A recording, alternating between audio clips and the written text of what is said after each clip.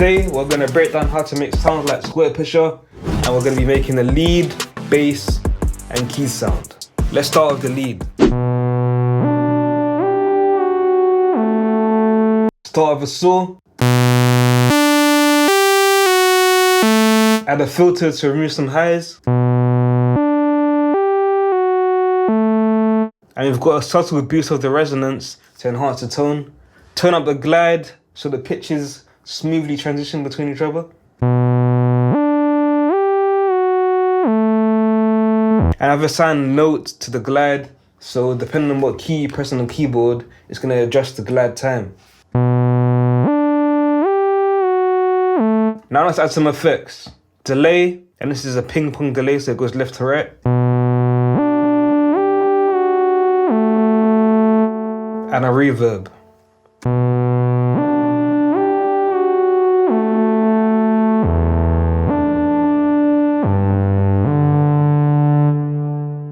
Next, let's make a sub bass sound. So we're going to start with square wave. But then we're going to adjust the tone a little bit by scooping out some of these harmonics, so we have some room to play around in the next part of the sound design process. Next, we're going to bring in oscillator 1, and this is our modifier sound. So for this, just draw in whatever harmonics you want.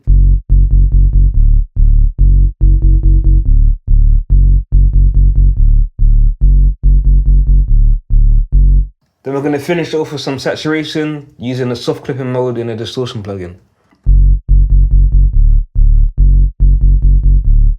And for our third sound, this is a keys patch that I've designed myself from scratch. It's not an exact remake of any of these songs, but I feel like this sounds really cool, so I wanted to break it down for you today. Start with a pulse wave. That sounds too harsh, so let's add a filter.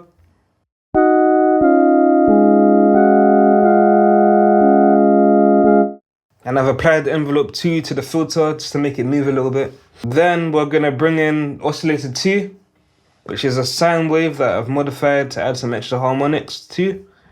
And this is pitched up 19 semitones.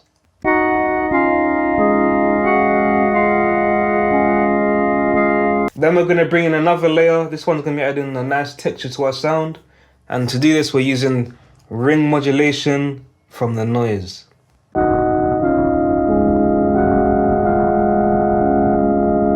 Put these all together, and we have this.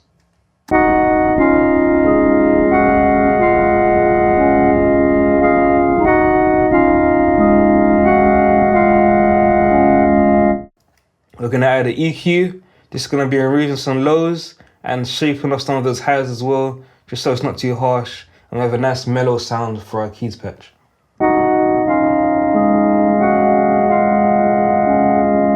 And to thin the sound out even more, we're going to add a phaser.